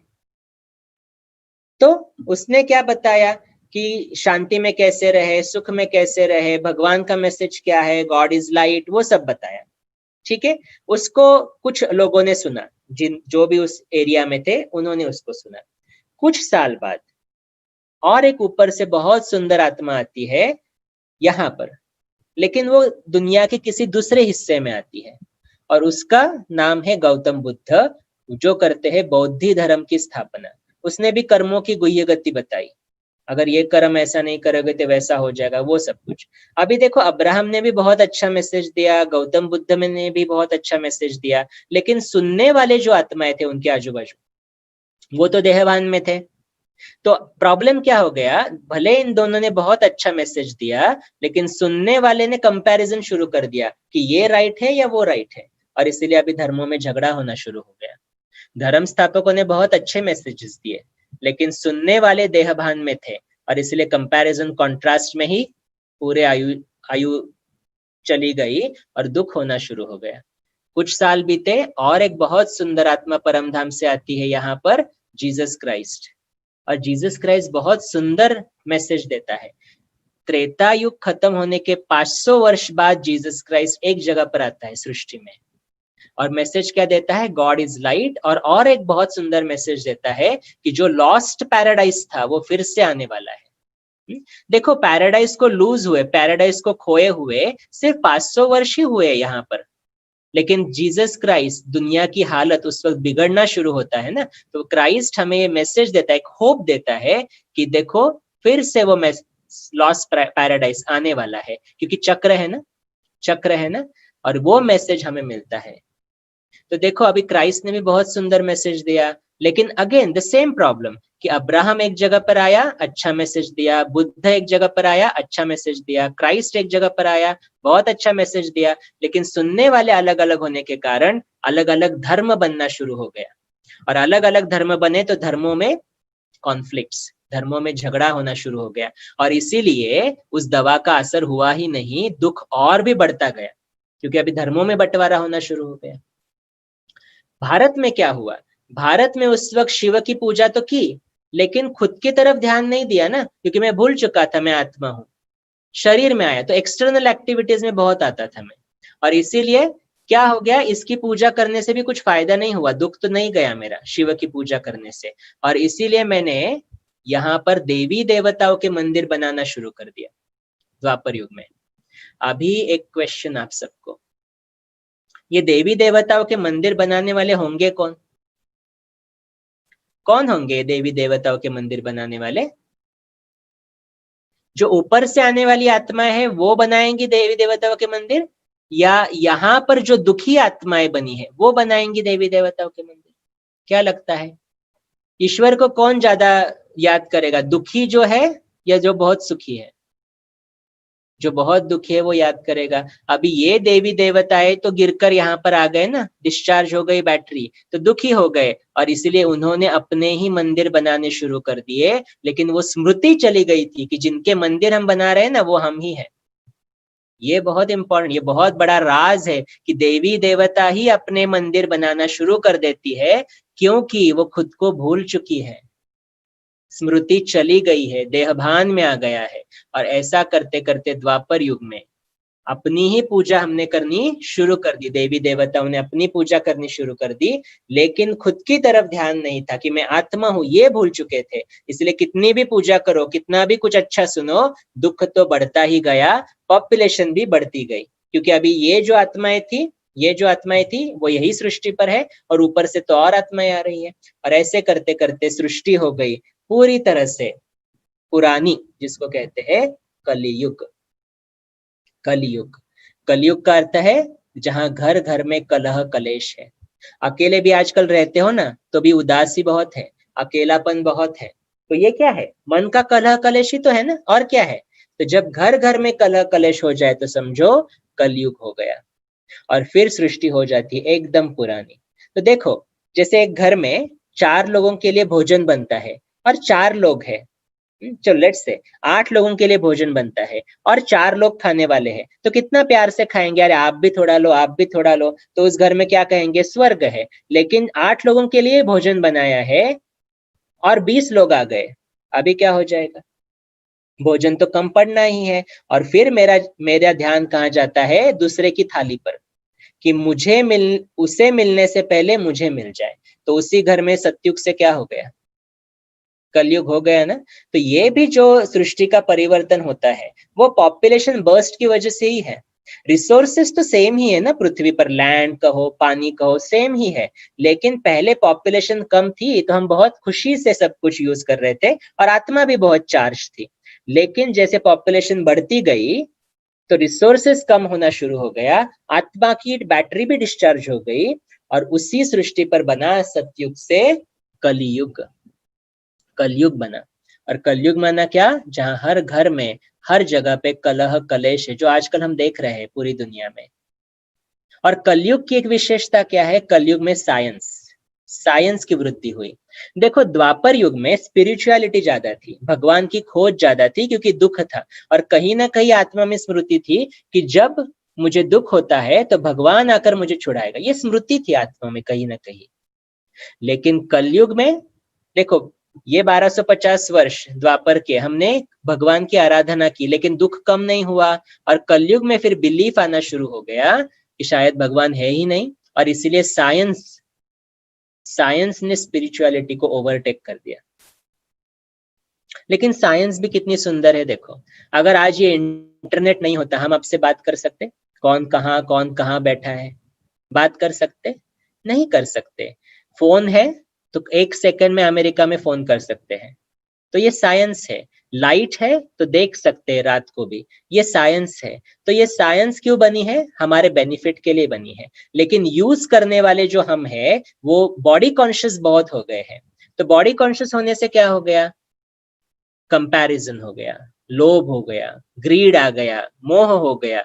इससे क्या हो गया? ये साइंस को भी हमने डिग्रेडेशन का साधन बना दिया। जैसे मेरे पास आईफोन 5 है और आपके पास आईफोन 10 है, दोनों फोन करते हैं, दोनों फोटोज निकालते हैं, लेकिन मेरा ध्यान कहाँ है कि मुझे वो आईफोन 10 कब मिले। और इसीलिए मेरी एनर्जी होड़ लगी हुई है, पैसा चाहिए पैसा चाहिए, ये खरीदना है वो खरीदना है। क्योंकि खुशी जो मेरी आंतरिक प्रॉपर्टी थी वो भूल चुका, और मैंने खुशी को साधनों में ढूंढने की कोशिश की। तो साइंस को भी मैंने एक्सप्लॉइट करना शुरू कर दिया, और जो साइंस मेरे सुख के लिए बनी थी वही अभी मुझे दुख देना शुरू कर देती है। तो कलयुग का एकदम अंतिम चरण जिसको कहते हैं, जहां हर आत्मा कलह कलेश में है, दुखी है। और अभी क्या होने वाला है? कलयुग के बाद फिर से क्या आएगा? फिर से वो खुशी की दुनिया आएगी, सतयुग आएगा। तो क्या रेडी है? रेडी है हम सतयुग जाने के लिए? लगता है ऐसे जाएंगे सतयुग में इमीडिएटली, जहां 100% दुख से 100% सुख में, 100% बॉडी कॉन्शियस से 100% सोल कॉन्शियस में जाएंगे। लेकिन ये दुनिया का परिवर्तन होना है, और ये परिवर्तन होना हमारे बस की बात नहीं है। और इसीलिए परमात्मा का अवतरण इस सृष्टि पर अभी हो चुका है। परमात्मा आ चुका है, भगवान आ चुका है, और वही तो ये सृष्टि का परिवर्तन कर रहा है। परिवर्तन करने के लिए हमें ताकत भर रहा है। तो जैसे हमने देखा, सतयुग त्रेतायुग सुख की दुनिया, भगवान की याद भी नहीं थी, और फिर वहां पे मैं खुद को आत्मा समझ के चल रहा था, इसीलिए वहां पे सिर्फ सुख ही सुख है, गुण ही गुण है। लेकिन जब द्वापर में आए तो क्या हो गया? प्रॉब्लम आना शुरू कर दिया। क्या प्रॉब्लम था? कि मैंने खुद को ही शरीर मानना शुरू कर दिया, और जब मैं खुद को शरीर मानता हूं तो विकारों की प्रवेशता, काम विकार आ जाता है, क्रोध आ जाता है, लोभ मोह अहंकार आ जाता है, आलस्य आ जाता है, अलबेलापन आ जाता है। ये सब विकार धीरे धीरे मुझ में आते हैं, और हर विकार मुझे दुख ही देता है। तो मैंने ईश्वर की आराधना करना शुरू कर दिया, शिव की कोई फायदा नहीं। लेकिन फिर देवी देवताओं के मंदिर बनाए, कोई फायदा नहीं। ये धर्मात्माएं आए, धर्मात्माओं ने भी बहुत अच्छे मैसेज दिए, लेकिन बॉडी कॉन्शियस होने के वजह से हमने धर्मों में भी बंटवारा करना शुरू कर दिया, और उसका मैसेज लेने से ज्यादा हमने झगड़े करना शुरू कर दिया। और ऐसे करते करते समय बीता, आया कलयुग। कलयुग में सब जगह पे सिर्फ कलह कलेश, क्योंकि आत्मा की बैटरी पूरी तरह से डिस्चार्ज हो जाती है। सतयुग में 100% से कलयुग में ऑलमोस्ट 1 to 2% तक बैटरी अभी बची है। जीरो नहीं होती आत्मा की बैटरी, कभी कभी भी जीरो नहीं होती है, क्योंकि अभी भी ज्ञान ले रहे हैं, अभी भी कार्य कर रहे हैं ना। और इसीलिए कलयुग के अंतिम चरण में जब हमारी बैटरी एकदम पूरी तरह से नीचे आ जाती है, तब परमात्मा का अवतरण होता है, और फिर वो हमारी बैटरी फिर से चार्ज करना शुरू कर देता है। चार्ज कैसे करना उसकी विधि वो बताता है, लेकिन करना या ना करना ये फिर चॉइस हमारे ऊपर छोड़ देता है। ठीक है, तो अभी एक क्वेश्चन है। अगर ये चक्र को जिसने अच्छी तरह से जाना होगा, समझा होगा, ये क्वेश्चन का आंसर अपने आप को दे दो। अभी जो देवी देवताएं सतयुग त्रेता में थे वो अभी कहां पर है? देवी देवताओं की पूजा करते ना, हमने क्या सोचा आज तक वो कहीं आसमान में है। परमात्मा कहता है नहीं नहीं नहीं, वो यहीं पे होकर गए हैं। तो जो देवी देवताएं सत्युग और त्रेता में होकर गए वो कहां पर रहेंगे?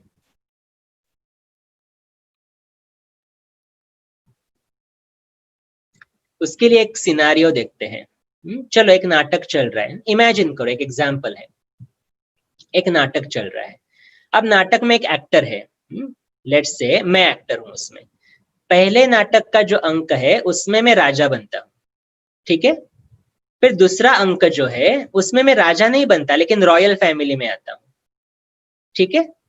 तीसरे अंक में मेरी बैटरी और डिस्चार्ज हो जाती है तो मैं प्रजा बनता हूँ, और चौथे अंक में तो एकदम मैं गरीब भिखारी बन जाता हूँ। ये मेरा रोल है, ये स्क्रिप्ट है मेरी, ठीक है।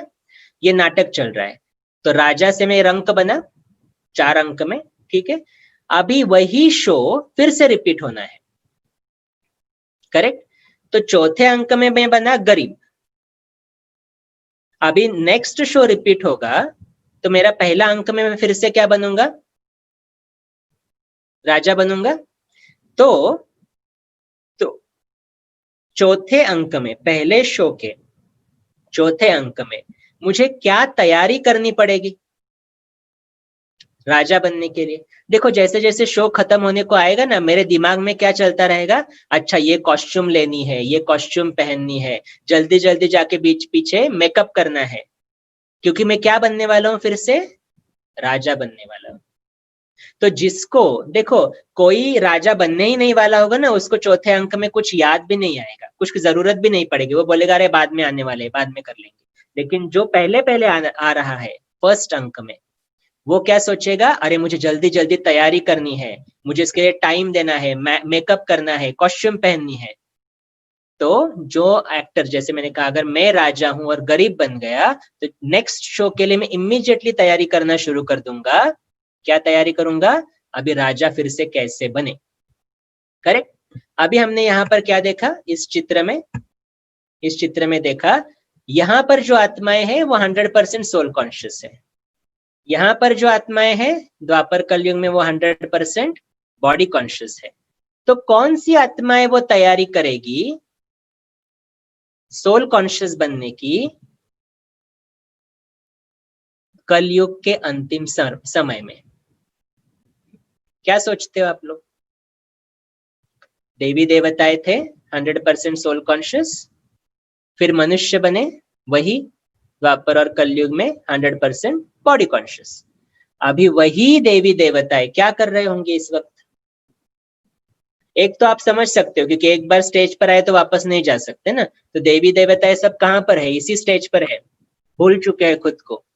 लेकिन वो क्या करेंगे? अभी शो खत्म होने को आया है ना, नया शो फिर से चालू करना है, तो अभी वो क्या कर रहे होंगे इस वक्त? आगे के शो की तैयारी। और क्या तैयारी करनी है? सत्युग में 100% आत्म अभिमानी आत्माएं, कलयुग में है 100% देह अभिमानी आत्माएं। तो वही आत्माएं जो देवी देवताएं होकर गए हैं वही आकर ज्ञान लेंगे कि मैं खुद को आत्मा समझ के खुद में परिवर्तन कैसे करूं। देखो यहाँ पे बताया ना कि मैं जो राजा था तो मैं ही फिर उसका चिंतन करना शुरू करूंगा कि अरे राजा फिर से कैसे बनना है। और वैसे ही सत्युग है 100% आत्म अभिमानी आत्माएं, कलयुग है 100% देह अभिमानी आत्माएं। तो जो देवी देवताएं होकर गए वही समय निकाल के खुद के बारे में जानने की कोशिश करेंगे, अरे मैं कौन? परमात्मा के बारे में जानने की कोशिश करेंगे, अरे वो कौन है? कर्मों की गुह्य गति क्या है, क्यों मेरी आज ये ऐसी हालत हुई है और कैसे मैं उससे बाहर निकल सकता हूँ, कैसे मैं खुद की और दूसरों की मदद कर सकता हूँ। वो सिर्फ वही आत्माएं आकर करेंगी क्योंकि उनको वो तैयारी करनी है आगे के शो की। तो आप सब क्या कर रहे हो इतने दिनों से यहाँ पर? क्या कर रहे हो यहाँ पे? पहले पहले कौन सा नॉलेज लिया? आत्म अभिमानी कैसे बने, खुद को आत्मा कैसे बनाए, खुद को आत्मा कैसे समझे, कैसे गुणों की प्रैक्टिस करे, कैसे मेडिटेशन से खुद को परिवर्तन करे। दूसरा ज्ञान क्या लिया? परमात्मा से कैसे शक्ति ले ताकि मैं अच्छा कर्म कर सकूं, कर्मों की गुह्य गति क्या है। तो परमात्मा हमें बहुत बड़ा राज बताता है कि ये ज्ञान लेने वाले और कोई नहीं है, सिर्फ जो सत्युग और त्रेता में देवी देवताएं होकर गए वही ये ज्ञान लेने के लिए आएंगे, वही वो समय देंगे और कोई नहीं देगा ये समय। क्योंकि बाकियों को जरूरत नहीं है ना, क्योंकि वो सत्युग त्रेता में तो आएंगे ही नहीं। आत्म अभिमानी स्थिति सत्युग और त्रेता में ही है हमारी सिर्फ, क्योंकि नई नई सृष्टि है ना। और वो शक्ति, वो ताकत, वो स्थिति प्रैक्टिस करने के लिए, प्रैक्टिकल में लाने के लिए हमें परमात्मा की भी जरूरत है। तो परमात्मा के बारे में जानेंगे कौन, खुद को परिवर्तन करेंगे कौन, वो वही देवी देवताएं है।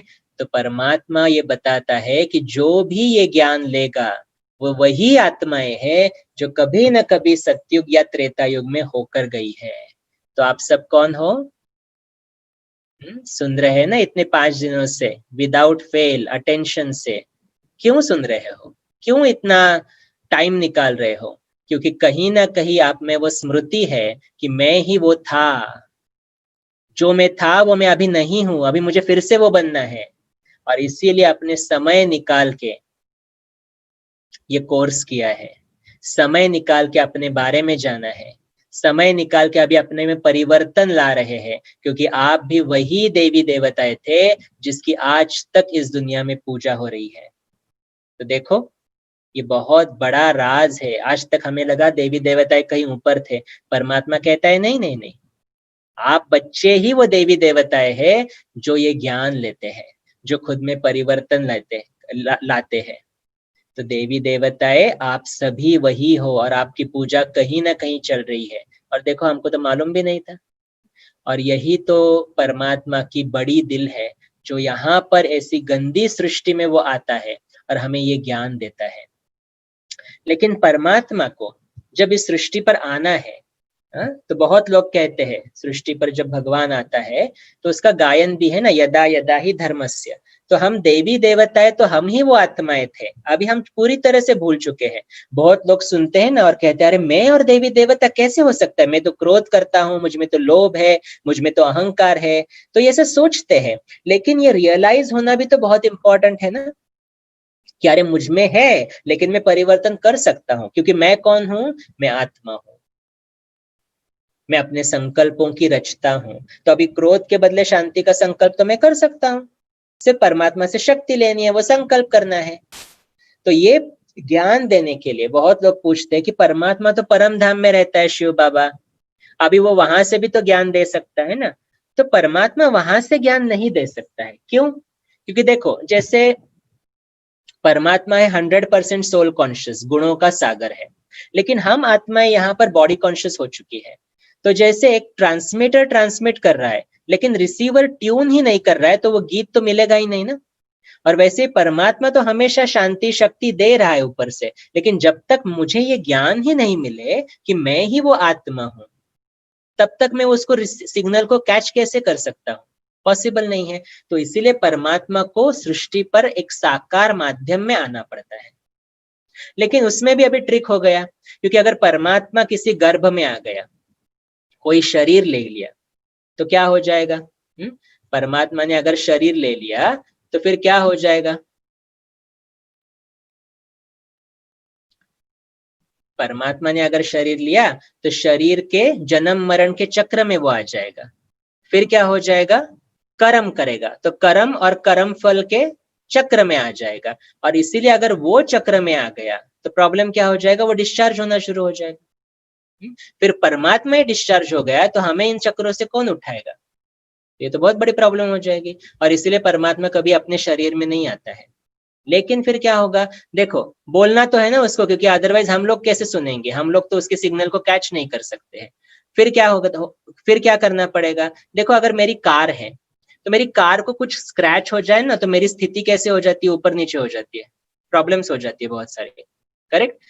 तो मेरी जितनी स्थिति ऊपर नीचे हो जाती है तो क्या हो जाता है? मैं डिस्चार्ज होना शुरू हो जाता हूँ। लेकिन आप कहीं गांव गए हो और रेंटल कार ली है और उसको थोड़ा सा स्क्रैच हो गया, आपको इतना डिस्टर्ब नहीं होगा क्योंकि वो कार आपकी है ही नहीं, तो आपकी स्थिति मेंटेन रहती है। और परमात्मा भी वही करता है। अगर परमात्मा ने अपना शरीर लिया ना तो वो उस सब चक्र में आ जाएगा जिसमें हम फंसे हुए हैं, और फिर वो हमें उस चक्र से छुड़ा नहीं सकता। इसीलिए, लेकिन उसको बोलना तो है, क्योंकि आत्मा है ना, शरीर के बिना क्या कार्य करेगी। और इसीलिए वो भी एक रेंटल पे शरीर लेता है, रेंटल शरीर लेता है। तो उसका काम क्या है? शरीर में आना है, बोलना है और चला जाना है। वो उस शरीर में रह नहीं सकता, क्योंकि शरीर में रहेगा तो क्या हो जाएगा, शरीर में रहेगा तो कर्म करेगा, फिर वो भी अटक जाएगा। और इसलिए वो आता, बोलता और चला जाता है, बस मुख का यूज करना है और कुछ नहीं चाहिए उसको। और इसीलिए वो एक रेंटल शरीर लेता है। तो वो कौन सा शरीर लेता है, कैसे उसका अवतरण होता है, जिसका गायन शास्त्रों में किया है, यदा यदा ही धर्मस्य ग्लानिर्भवति भारत। तो उसका अर्थ क्या है कि भारत पर, भारत भूमि पे जब धर्म की ग्लानि होती है, माना ये देवी देवता आत्माएं खुद को भूल जाती है और गलत कर्म करना शुरू कर देती है, तो उनको रिमाइंड करने के लिए कि आप कौन हो, फिर से इस सृष्टि की पुनर्स्थापना करने के लिए, फिर से इस सृष्टि पर स्वर्ग लाने के लिए उस ईश्वर का अवतरण, प्रभु परमात्मा शिव बाबा का अवतरण एक साकार माध्यम में होता है। तो इस साकार माध्यम में उसका अवतरण कैसे होता है, ये जानने के लिए हमें इस विद्यालय का थोड़ा इनिशियल हिस्ट्री जानना जरूरी है। तो आप जिसको देख रहे हो स्क्रीन पे, इनका नाम था दादा लेखराज। ये विद्यालय की हिस्ट्री बता रहे हैं थोड़ी। इनका नाम था दादा लेखराज कृपलानी और ये सिंधी थे। इनका जन्म हुआ था 1876 में सिंध हैदराबाद में, जो अभी पाकिस्तान का हिस्सा है। बचपन में ये बहुत मिडिल क्लास फैमिली के थे और उनको उनके माता पिता का बहुत ही छोटी उम्र में निधन भी हो गया था। लेकिन ये बच्चा होशियार था और फिर धीरे धीरे जैसे बड़े हो गए, तो पहले तो इन्होंने अपने भाई को अपने व्यापार में मदद की, लेकिन अपने हुनर से उन्होंने डायमंड्स का ये डायमंड के मर्चेंट बने, माना हीरो के व्यापारी बने।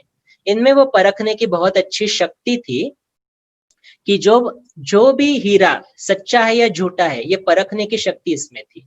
और बहुत अच्छे अच्छे डिजाइन भी करते थे।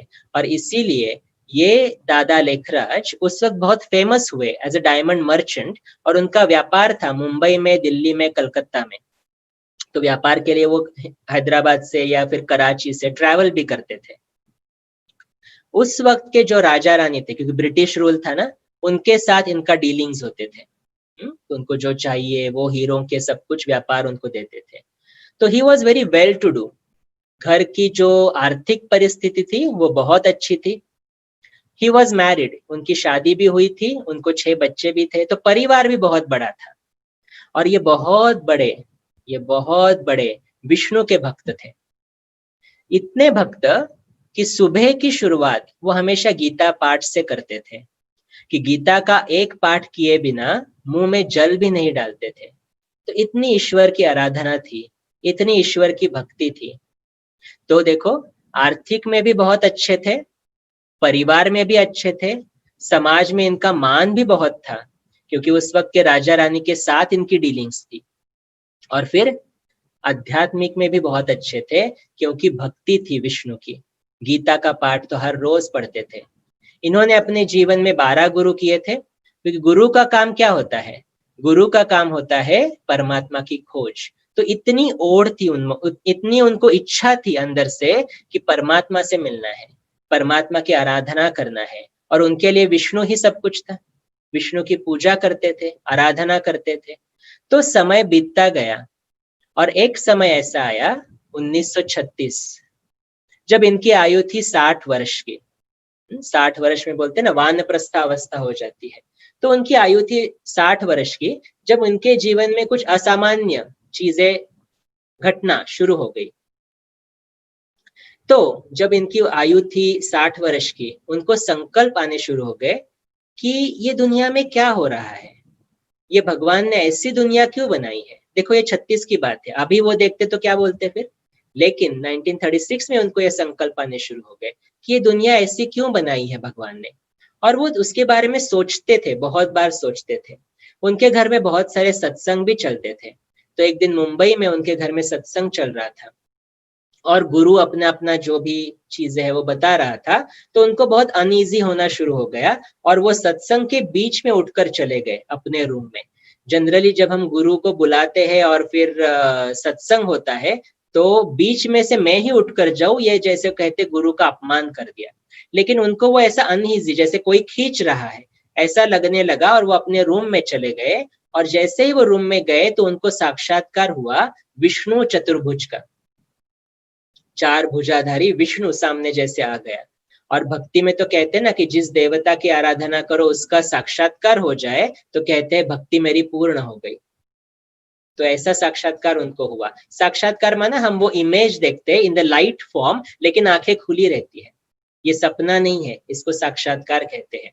तो सबसे पहले उनको साक्षात्कार हुआ विष्णु चतुर्भुज का। तो उनको बहुत आश्चर्य लगा और बहुत अच्छा भी लगा।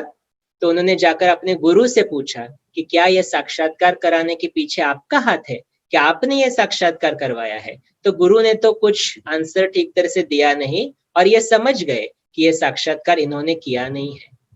लेकिन ये साक्षात्कार होने के बाद इनके जीवन में परिवर्तन आना शुरू हो गया। एक दिन वो ऐसे ही वाराणसी में एक बैठे थे एक जगह पे, और उनको एक के पीछे एक इस दुनिया के परिवर्तन के साक्षात्कार हुए। 3 साक्षात्कार, एक के पीछे एक।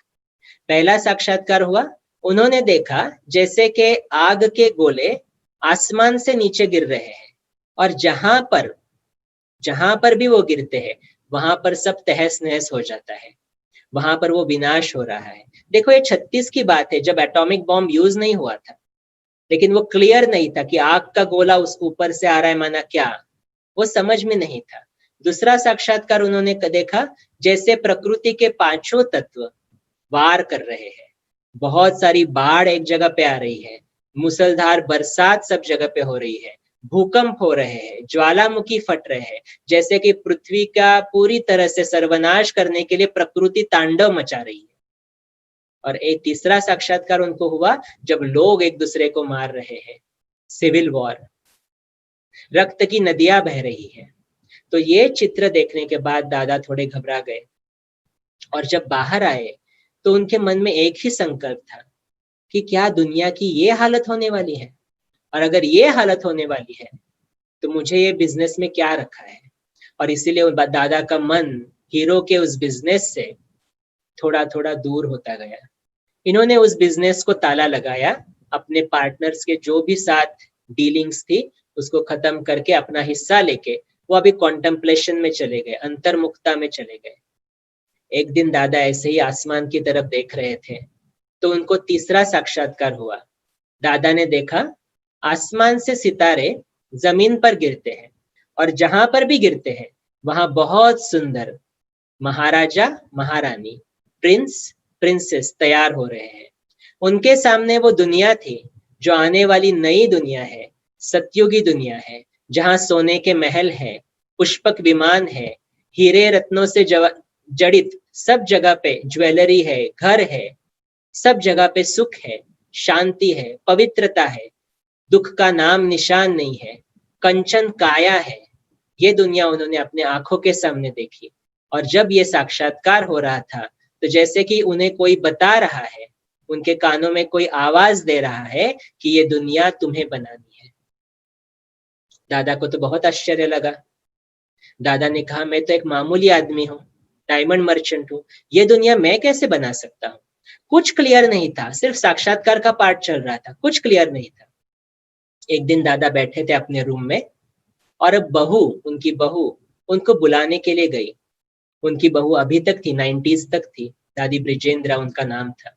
तो उनकी बहू उनको बुलाने के लिए गई तो उन्होंने देखा दादा जिस रूम में बैठे हैं वहां पे जैसे एक स्पिरिचुअल लाइट, एकदम लाइट वातावरण हो चुका है, गोल्डन रेड लाइट जैसे उस रूम में फैला है। दादा की आंखें खुली थी और दादा के मुख से कुछ शब्द उच्चारण हुए। जो आवाज थी वो भी थोड़ी सी दादा के आवाज से भिन्न थी, जैसे कि दादा वहां पर है लेकिन वहां पर है ही नहीं।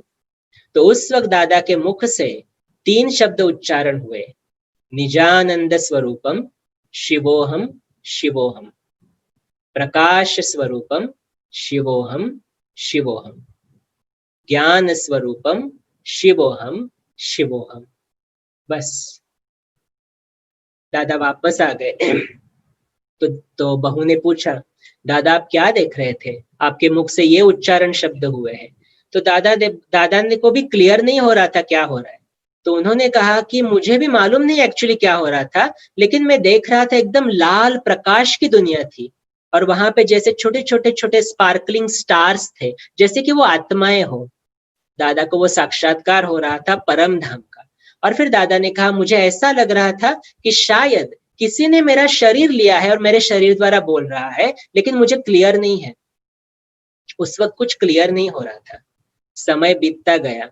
ये कराची की बात है, जब कराची में लोगों को साक्षात्कार होने शुरू हो गए कि देखो कृष्ण आ गया है, यहाँ पर जाओ, देखो स्वर्ग आने वाला है, यहाँ पर जाओ, और ऐसे करते करते 350 का ग्रुप बना और संस्था का उस वक्त के उस ग्रुप का नाम पड़ा ओम मंडली।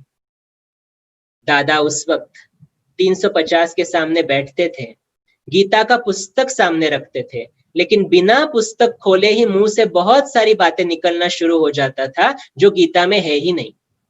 और दादा को भी बहुत आश्चर्य लगता था कि ये एक्चुअली हो क्या रहा है। लोग जो सुन रहे थे, क्योंकि लोगों में भावना क्या रहती है कि हमें किसी के द्वारा साक्षात्कार हो रहा है। कोई भी दादा को देखता था तो उनको उसके जगह पे कृष्ण दिखाई देता था। कोई भी दादा के घर पे आता था, दादा को देखता था, सतयुग का साक्षात्कार होता था, और लोगों को ऐसा लगने लगा कि यही वो भगवान है जिसको मैं ढूंढ रही थी। और दादा को तो समझ में भी नहीं आ रहा था कि एक्चुअली हो क्या रहा है, क्योंकि कुछ भी क्लियर नहीं था।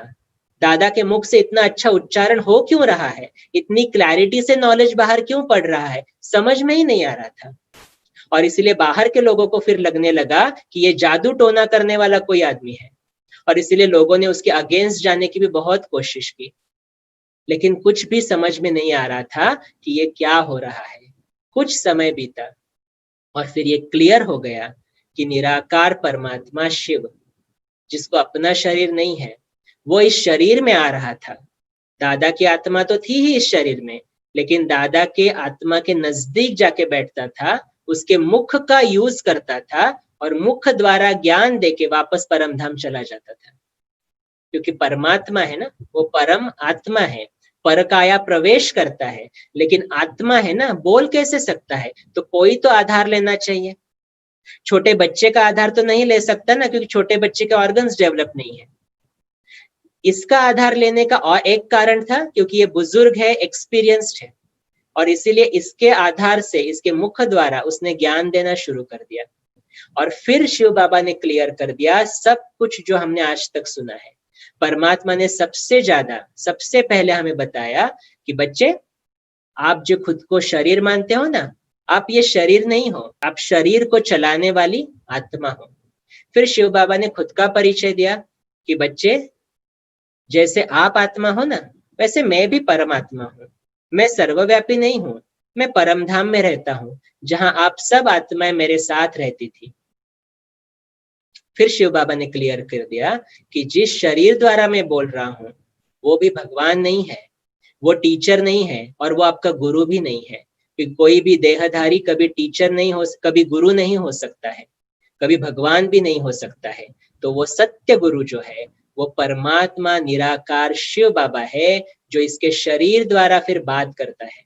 इसके शरीर द्वारा हम बच्चों को ज्ञान देता है, क्योंकि बोलेगा कैसे, और वो नहीं बोलेगा तो हम सुनेंगे कैसे।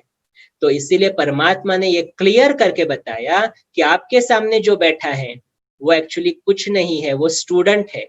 आप जैसे स्टूडेंट हो ना, वैसे ही वो स्टूडेंट है, लेकिन टीचर, सदगुरु और बाप मैं निराकार परमपिता परमात्मा शिव हूं।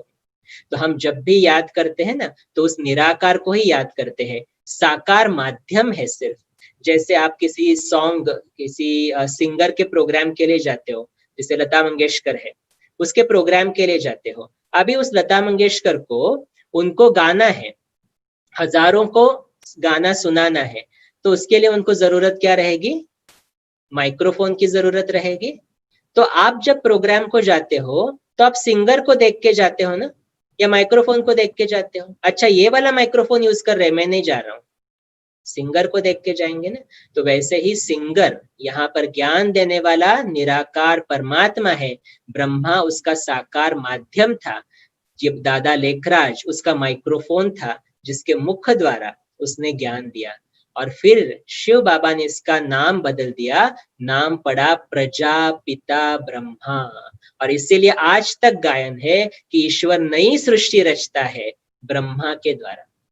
तो ब्रह्मा वो साकारी माध्यम है जिसके द्वारा परमात्मा सृष्टि रच रहा है। तो साकारी माध्यम को याद नहीं करना है हमको, योग लगाना है तो निराकार परमात्मा से ही योग लगाना है। ये साकार माध्यम है, इसलिए इसकी रिस्पेक्ट है और इसलिए इसका फोटो रखते हैं और इसको आदर से हम कहते हैं ब्रह्मा बाबा। लेकिन ये भगवान नहीं है, ये तो पहला स्टूडेंट है, इस विद्यालय का पहला स्टूडेंट है। लेकिन टीचर हमारा वो निराकार परमपिता परमात्मा है, जो इस साकार माध्यम का यूज करते हैं हमें ज्ञान देने के लिए, इसके मुख का यूज करते हैं हमें ज्ञान देने के लिए। और ये ज्ञान जो स्वयं भगवान ने हमें दिया है, इसके शरीर द्वारा वो ज्ञान रिकॉर्ड हुआ है, जिसकी हम रोज पढ़ाई करते हैं। रोज सुबह जो ज्ञान मिलता है वो है मुरली, उसको कहते हैं हम मुरली।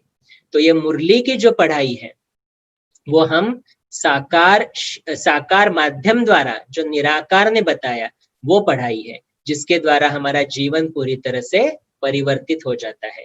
तो शिव बाबा ने ये क्लियर करके बताया कि भगवान मैं एक ही हूँ, वो निराकार परमधाम में हूँ, लेकिन बोल नहीं सकता हूँ और इसीलिए मुझे इसका शरीर लेना पड़ता है। तो आप शरीर को नहीं देखो, शरीर द्वारा जो बोल रहा है वो परमात्मा को देखो। तो जब शिव बाबा इसके शरीर में आता है, इसके मुख द्वारा ज्ञान देता है, तो इसके शरीर में दो आत्माएं रहती है, एक तो ब्रह्मा की आत्मा है और एक शिव बाबा है। और शिव बाबा उस वक्त बोलता है, ब्रह्मा उस वक्त सिर्फ सुनता है और अपने में परिवर्तन लाता है। तो इसको हम प्यार से, बड़े रिस्पेक्ट से, आदर से कहते हैं ब्रह्मा बाबा। लेकिन हमें याद किसको करना है? उस निराकार शिव बाबा को, क्योंकि वही है भगवान जो हमें इस दुख की दुनिया से सुख की दुनिया में ले जाता है, इस सृष्टि परिवर्तन के लिए हम में शक्ति भरता है। क्योंकि आपने देखा सृष्टि चक्र में अभी परिवर्तन की बेला है, परिवर्तन तो होना ही होना है, नई दुनिया आ रही है। और इसीलिए भगवान का हाथ अगर हम पकड़ेंगे, उससे शक्ति लेंगे, तो वो जो हम देवी देवताएं खुद को भूल चुके हैं, फिर से वो देवी देवताएं बन जाएंगे। तो इस ईश्वरीय परिवार में आपका एक बार फिर से स्वागत है, क्योंकि ईश्वर ने आपको अपना परिचय दिया है इस साकार माध्यम द्वारा। और अभी इस परिचय के साथ जो मुरली चलती है, उसके द्वारा हमें धारणा होती है, उसके द्वारा हमारा जीवन परिवर्तन होता है। तो वो मुरली क्या है? ईश्वर ने ब्रह्मा का ही शरीर क्यों लिया, दूसरा शरीर क्यों नहीं लिया? ये सब क्वेश्चंस के आंसर हम कल के सेशन में करेंगे। तो कल तो ड्रामा के और भी गुह्य राज खुलने वाले हैं। तो ड्रामा में कल हम देखेंगे कि मेन एक्टर्स जिनकी पूजा होती है वो कौन थे, वो कब आए, फिर मंदिरों में मूर्तियां ऐसी क्यों बनी, अष्टभुजाधारी सूंड वाली, वो देखेंगे। फिर लास्ट में हम इस क्वेश्चन का आंसर करेंगे कि परमात्मा ने इसका शरीर ही क्यों लिया, किसी और का शरीर क्यों नहीं लेता। क्योंकि जब ये सब क्वेश्चंस आंसर्स हो जाएंगे, तब कोई भी डाउट नहीं रहेगा, मन शांत हो जाएगा और फिर परमात्मा की मुरली क्या है, वाणी क्या है, वो भी समझेंगे। तो एक छोटा सा वीडियो हम दिखा रहे हैं अभी कि परमात्मा कैसे इस सृष्टि पर आता है और इस साकार माध्यम का शरीर लेता है। तो ये है ब्रह्मा बाबा, ऊपर में देखो है शिव बाबा, और एक तरफ है कलयुग, एक तरफ है सतयुग। तो परमात्मा ने इस साकार माध्यम द्वारा हमें जो ज्ञान दिया वो है कलयुग को सतयुग में परिवर्तन करने की विधि। तो कौन सा अभी वीडियो है, अभी आप सभी स्क्रीन की तरफ देखें कि परमात्मा कैसे परमधाम से नीचे आता और साकार माध्यम में प्रवेश करता है।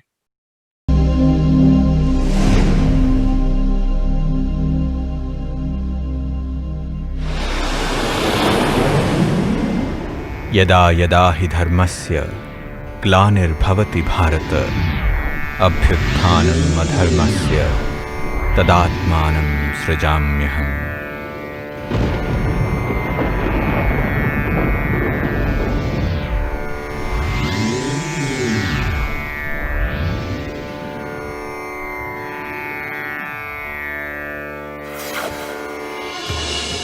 निजानन्दस्वरूपं शिवोऽहं शिवोऽहं, ज्ञानस्वरूपं शिवोऽहं शिवोऽहं, प्रकाशस्वरूपं शिवोऽहं शिवोऽहं।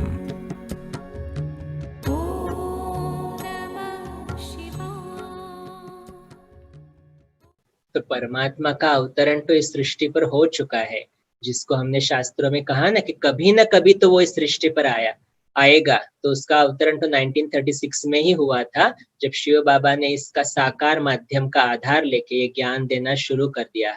भले हम लेट आए, लेकिन अभी भी समय है कि ये शिव बाबा का ज्ञान हम सुने, ये ड्रामा के राज को पहचाने और उस राज को, इस ज्ञान को अपने जीवन में प्रैक्टिकल में लाके फिर से हम बने वो मनुष्य से देवता। तो जहाँ हर घर में देवता रहेगा, वो घर क्या बन जाएगा? स्वर्ग बन जाएगा। और परमात्मा यही करता है, वो बोलता है सिर्फ अपने को परिवर्तन करो, आप परिवर्तन हो जाएंगे ना तो पूरी सृष्टि परिवर्तन हो जाएगी। तो हमें वही करना है। तो कल के सेशन में हम फिर से देखेंगे कि कैसे ड्रामा के अलग अलग राज है, महाभारत कैसे लिखी गई, रामायण कैसे लिखी गई, वो कल के सेशन में होगा। और फिर ये फाइनल क्वेश्चन को आंसर करेंगे कि परमात्मा ने इसका ही शरीर क्यों लिया। तो इसी के साथ इस सेशन को मैं विराम देता हूँ। कल का सेशन भी 1.5 घंटे का ही रहेगा, तो उस अनुसार आप यहाँ पर फिर से आ जाइए। ठीक है, ओम शांति। हम सब आत्माएं एक्टर्स हैं। इस सृष्टि रंगमंच पर अभिनय करने के लिए हम परमधाम से आती है। ये सृष्टि 4 युगों से जाती है, सतयुग, त्रेता युग, द्वापर युग और कलयुग। कलयुग के बाद फिर से सतयुग आएगा।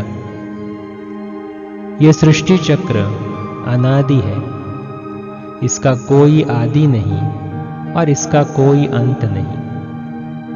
कलयुग को सतयुग में परिवर्तन करने के लिए निराकार शिव इस धरती पर अवतरित होते हैं। ब्रह्मा बाबा के शरीर का आधार ले वो हम आत्माओं को ज्ञान देते हैं। तो अभी का समय परिवर्तन का समय है, इसीलिए अपने को आत्मा समझ शिव पिता को याद करने से ही हम फिर से मनुष्य से देवता बनेंगे।